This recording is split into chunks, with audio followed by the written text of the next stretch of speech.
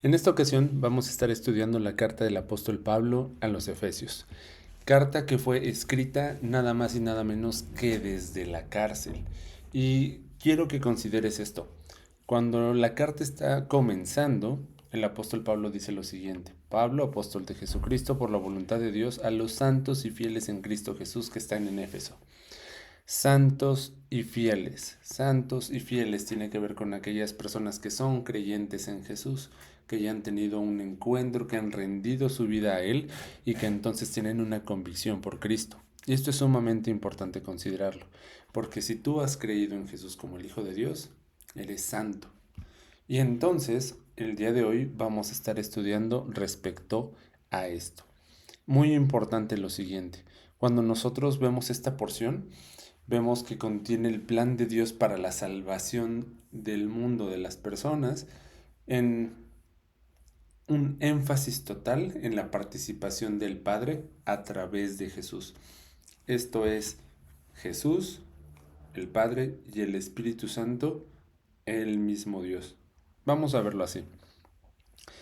Bendito sea el Dios y Padre de nuestro Señor Jesucristo, que nos bendijo con toda bendición espiritual en los lugares celestiales en Cristo, según nos escogió en Él antes de la fundación del mundo, para que fuésemos santos y sin mancha delante de Él, en amor, habiéndonos predestinado para ser adoptados hijos suyos por medio de Jesucristo, según el puro afecto de su voluntad, para la alabanza de la gloria de su gracia, con la cual nos hizo aceptos en el amado. Vamos a orar. Padre, te damos muchas gracias por tu palabra, porque nada de esto es sin propósito, porque nada de esto es nada más porque sí, Señor. Te pido que tú nos hables conforme a tu voluntad, conforme a nuestras necesidades y tu conocimiento de ellos, Padre. A veces ni siquiera nosotros sabemos qué necesitamos, pero tú sí lo sabes, Señor. Háblanos, Padre, por favor. En el nombre de Jesús. Amén. Es muy interesante aquí porque nos está diciendo, versículo 3: bendito sea el Dios y Padre de nuestro Señor Jesucristo. Y el apóstol Pablo inicia bastante fuerte. Inicia dando la siguiente declaración: Jesús es el Hijo de Dios. No hay lugar a dudas, no hay lugar a malinterpretaciones. Directamente nos lo está diciendo. Y ojo, le está escribiendo a gentiles, gentiles que evidentemente ya conocían en esta realidad, ¿no? Y dice aquí, que nos bendijo, y Padre de nuestro Señor Jesucristo, que nos bendijo con toda bendición espiritual. A ver, cuando está diciendo de nuestro Señor, está hablando de nuestro Curios, nuestro dueño soberano, nuestro dueño absoluto. Alguien que nos compró y que tiene totalmente el derecho legal por sobre nosotros. Y esto es muy interesante porque en aquel entonces, cuando alguien era dueño de otra persona, básicamente era en el contexto de un esclavo. ¿Y qué se hacía con los esclavos? Bueno, pues sabemos muchas referencias al respecto, pero ¿qué es lo importante aquí? Está diciendo que nuestro dueño, que nuestro Curios, nos ha bendecido, es decir, ha declarado un bien hacia nosotros. La palabra que está usando aquí es eulogeo, una acción que ya ha sido efectuada, ¿no? Nuestro Señor Jesucristo bendiciéndonos a nosotros, el dueño bendiciéndonos a nosotros. Y está muy interesante porque las bendiciones muchas veces las pensamos en un contexto físico, palpable, ¿no? Hasta económico. Es decir, algo que yo puedo llegar y sentir, ¿no? Pero lo que aquí está diciendo Pablo es que nos bendijo con toda bendición espiritual. Bendición espiritual tiene que ver con que nos ha bendecido más allá del plano físico, más allá de lo que podemos experimentar de manera tangible en el plano físico. ¿Y cuál es nuestra bendición espiritual? Bueno, ser declarados santos y aceptos ante el Padre por medio de Cristo. ¿Qué es esto, declarados santos? No tiene que ver con el proceso de beatificación y santificación, canonización que sigue la Iglesia Católica. Tiene que ver con que Dios nos ha declarado apartados para Él, como decir, estos son míos, ¿no? Y en ese contexto, ¿qué más grande bendición espiritual? Y tú puedes decir, oye, brother, pero es que eso sí se nota. Por supuesto que se nota, porque aquel que ha sido declarado como hijo de Dios va a dar un fruto, una evidencia de ello, porque ya ha sido bendecido con toda bendición espiritual. Y checa cómo continúa. En los lugares celestiales en Cristo. ¿Qué es eso? Bueno, bendiciones que solamente le corresponden a aquellos que son declarados posicionalmente como hijos de Dios. Y no estamos hablando aquí de una insignia donde todos dicen, wow, tiene mucho dinero, por supuesto que es hijo de Dios. No, tiene que ver con esta situación celestial. A ver, posicionalmente, ¿quién es el único que puede estar en la presencia de Dios? El único ser humano. Pues si no es Jesús, nadie puede, ¿no? Jesús 100% hombre, Jesús 100% Dios, reconciliándonos a nosotros delante del Padre es que nos da este acceso, es decir, nos da esta posición espiritual, esta posición en lugares celestiales, ¿no? Y me vuela la cabeza pensar en lo que dice aquí, versículo 4, según nos escogió en Él antes de la fundación del mundo. Nos escogió, nos seleccionó. Es decir, Él sabía quiénes íbamos a responder al llamado, quiénes habrían de decir, yo creo en Jesús. Yo creo en Jesús. ¿Por qué? Porque es en Él. Dice aquí, nos escogió en Él desde antes de la fundación del mundo. Muy interesante lo siguiente. Antes de la fundación del mundo, tiene que ver con que este plan ya estaba hecho, ya era la idea principal de Dios, la idea principal de Jesús. La muerte en la cruz siempre fue el plan. No es como que se le salió de las manos y tuvo que entonces pues inventarse una idea. No, el sacrificio de Cristo siempre fue el único plan, la única manera. Y aquí debemos de ser muy cuidadosos porque dice, nos escogió en Él antes de la fundación del mundo. Juan inicia su evangelio así. En el principio era el verbo y el verbo, ¿quién era? Era Jesús. ¿Y quién nos escogió? Jesús. Y estaba el Padre, y estaba el Espíritu Santo. Y entonces ten en cuenta lo que dice, para que fuésemos un sentido utilitario, una finalidad, no es nada más obra de la casualidad y ahí quédese. Y otra vez lo que te decía de estar delante de la presencia de Dios, dice santos y sin mancha, ser santos y ser sin mancha. Ser santos tiene que ver con esta parte de la posición, apartados para Él, y sin mancha tiene que ver con, recuerda, los sacrificios que se entregaban en el Antiguo Testamento son animales puros, limpios, sin ninguna mancha. Y entonces agarrabas ese animal puro, limpio, sin ninguna mancha y lo ponían aparte. No era descartable ese animal, era irreprochable, era sin mancha. Y entonces nos está dando aquí que hay un propósito de esta elección. Y ten en cuenta lo siguiente. La muerte sustitutiva es lo que se hacía con esos animales. Es decir, yo y mis pecados tienen como pago la muerte. Sin embargo, este va a morir en mi lugar. Este es el sustituto. Va a morir por mí. Y entonces su justicia me es imputada hacia mí. Es decir, ¿quién es el Cordero que quita el pecado del mundo? No que cubre, sino que quita. Jesús, limpio y sin mancha. Y entonces es en Jesús, ese Cordero de Dios que quita el pecado del mundo, ese Hijo amado del Padre, que se satisface esa muerte sustitutiva. Y entonces su justicia nos es imputada a nosotros. Nada más y nada menos que viles y despreciables pecadores, ¿no? Y dice aquí, nosotros fuimos elegidos para ser santos y sin mancha. Nosotros que no lo éramos, ahora lo somos. Somos declarados sin mancha por medio de Jesús, ¿no? Santos y sin mancha tiene todo que ver con lo que Jesús hizo en la cruz, no con tus y no con mis méritos. Y dice aquí, delante de Él, en amor, habiéndonos predestinado. Y otra vez, delante de Él, en su presencia, en amor, ágape, habiéndonos predestinado, es decir, un amor que se sacrifica y nos predestina. Priorizo es la palabra que estoy usando aquí. Determinar de antemano es la idea.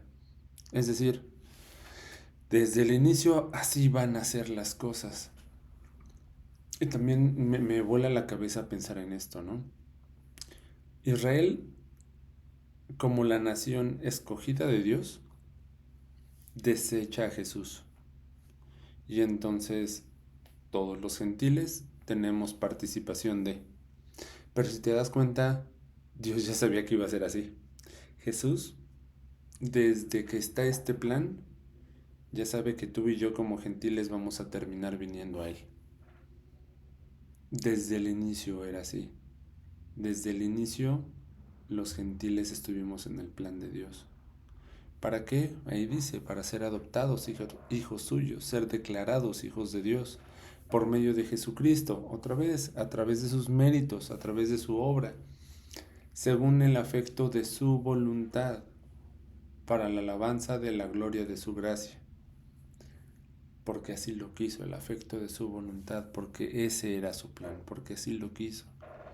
Para la alabanza de la gloria de su gracia tiene que ver con reconocer, admirar, darle el honor que se merece a su gloriosa gracia. Y dice aquí que es con esa gloriosa gracia que nos hace aceptos en el amado. ¿Y quién es el amado? Mateo 17, ¿no? Él es mi hijo amado en quien tengo complacencia. Y entonces, ese que era en el principio, decide darnos la oportunidad de poder rechazarlo o de poder reconocerlo, ¿no? Quiero que pienses esto, no había ninguna necesidad de crearnos. O sea, Dios no tenía la necesidad de crearnos, porque crearnos tenía la implicación de realizar un sacrificio. Y entonces Él decide crearnos, con lo cual decide sacrificarse por nosotros desde el inicio. Y ve esto, Adán y Eva son puestos en el jardín del Edén, en aquel lugar en donde caminaban y se paseaban con la presencia de Dios. ¿Y qué es lo que es el pecado? Nos separa de la presencia de Dios. ¿Y qué es lo que hace Dios? Un sacrificio los cubre de pieles y entonces puede haber otra vez este acercamiento. Pero es muy interesante porque ¿quién es el sacrificio perfecto? El Cordero Pascual, Jesús. Y es a través de ese sacrificio que otra vez esa comunión puede ser restaurada. Y podemos entender que el centro de la predestinación es que es a través de Cristo. Yo lo entiendo de esta manera.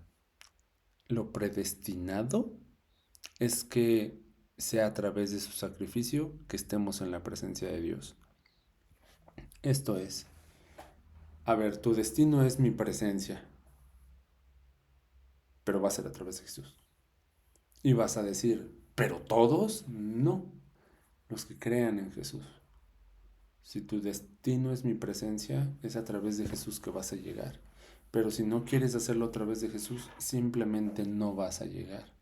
Somos entonces escogidos para estar delante de su presencia y para alabarle y para alabar su gloriosa gracia, para reconocer su gloriosa gracia. Muy interesante, gracia que nos hizo aceptos por Dios. Dios nos escogió para estar en su presencia. Ten en cuenta que si el pecado te separa, entonces Jesús te acerca. Y me encanta porque somos predestinados para ser adoptados por medio de Jesús. Dios mismo había determinado que el ser adoptado, que ojo, la palabra que está usando de adopción tiene que ver con estar en la misma posición legítima que un hijo, con los mismos derechos, con las mismas bendiciones, con la misma capacidad, en todo. Somos adoptados por medio de Jesús. Es decir, tú y yo pasamos a la posición de hijos de Dios. De ser enemigos de Dios, pasamos a ser hijos de Dios. Perdón. De ser enemigos de Dios a ser hijos de Dios. Ser declarados hijos suyos por medio de Jesús. Y otra vez, Dios, sabiendo la incapacidad del ser humano para acercarse a Dios, Él pone el medio. Dios escoge morir. Y date cuenta lo siguiente, hace ratito decía que en el principio era el verbo. Esto es Jesús, el Padre y el Espíritu Santo. El Hijo, el Padre y el Espíritu Santo son uno solo. No es como que Dios escoge mandar a matar a unos y dejar vivos a otros para entonces llevar a cabo su plan. Ojo, no es que está diciendo, tú ve y muérete, tú eres mi hijo, te voy a matar. Jesús es Dios, el Dios trino, Dios muriendo por nosotros. Y eso es contrario por completo a la cosmovisión del mundo y sus dioses con D pequeña, ¿no? Veamos la kenosis, Filipenses 2. Jesús tomando forma de hombre y haciéndose obediente hasta la muerte y muerte de cruz. Súper importante. El ser humano fue creado para estar en su presencia. Fue elegido para estar en su presencia. Fue redimido para estar en su presencia. Pero solo a través de Jesús. Del Dios que murió por su creación. No, ve esto, no creó una única manera para entonces decir, híjole, pero no puedes. Creó esa única manera para que tú puedas. El Dios Todopoderoso pudo haber creado muchas maneras. Y dentro de estas muchas, Dios dijo, solo hay una. Y la creé y es caminable para ti, porque es en los méritos de Cristo, no en los propios, no en los míos. Él quiso que fuera de esa única manera. Pudo haber querido que fuera de muchas otras, pero no fue así. Y llegaba a esta conclusión, ¿no? Que cuando se habla de la predestinación vemos a Dios como un tirano, como aquel que le gusta destrozar a unos, salvar a unos pocos, pero no consideramos, no conceptualizamos un Dios que ama sacrificialmente, un Dios que literalmente da su vida por nosotros. Primera de Juan 4:19, nosotros le amamos porque Él nos amó primero. Nos amó primero, Él nos atrajo con lazos de amor, Él se acerca a nosotros. Y entonces desde antes de crear el mundo mismo, Él ya había hecho todo. El ejemplo que me gusta pensar es como que yo llego un domingo a una reunión, a la congregación y compro Coca-Cola para todos y lleno los vasos y lleno la mesa de vasos y sin embargo te digo, por favor, ven y toma, ya todo está pagado. Solo tienes que venir y tomar un vaso. Solo tienes que hacer eso. De ti depende, no te voy a obligar. Y entonces, pese a que todo está pagado, hay algunos que escogen, hay algunos que no. Y es como que yo ya sabía quiénes iban a tomar coca. Pero aún así pagué por todos, para que si todos estos 50 quieren tomar, puedan tomar. Yo sé que soy muy limitado y que no puedo alcanzar a comprender todo, pero esta es la parte en la que yo entendía y en la que afianzo mi corazón. Dios pagó por ti, por mí, por todos, para que gustemos de esa gracia, de esa salvación. Y entonces, ¿cuándo vamos a terminar de alabar su gracia? ¿Qué hay para nosotros aquí? Y es, si somos adoptados hijos de Dios, ¿por qué no parecernos a Dios, parecernos a nuestro Padre?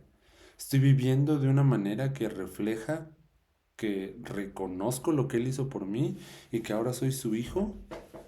Estoy guardando sus mandamientos porque soy su hijo, no por miedo, sino por amor y por obediencia. Me estoy presentando delante de Dios en mis propios méritos o en los méritos de Jesús, en los méritos de Jesucristo, el que pagó por todo. Espérame, ¿me estoy presentando delante de Dios o estoy huyendo de su presencia?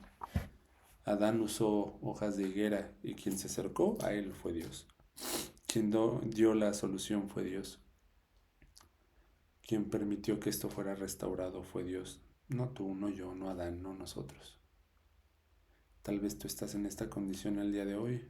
O tal vez tú puedes llevar este mensaje de restauración, de comunión. ¿Te parece si oramos? Dios, quiero pedirte que podamos no solo entender tu sacrificio y la implicación en nuestra vida, sino que podamos quitar esas vendas de nuestros ojos para poder clara y directamente verte y estar delante de tu presencia y dejar que eso impacte nuestras vidas, Señor. Tú eres nuestro dueño y tú nos compraste con tu propia sangre. Permítenos, Señor, llevar ese mensaje a otros y como consecuencia alabar tu gloriosa gracia, Padre. Te damos gracias en el nombre de Jesús. Amén. Que el Señor te bendiga.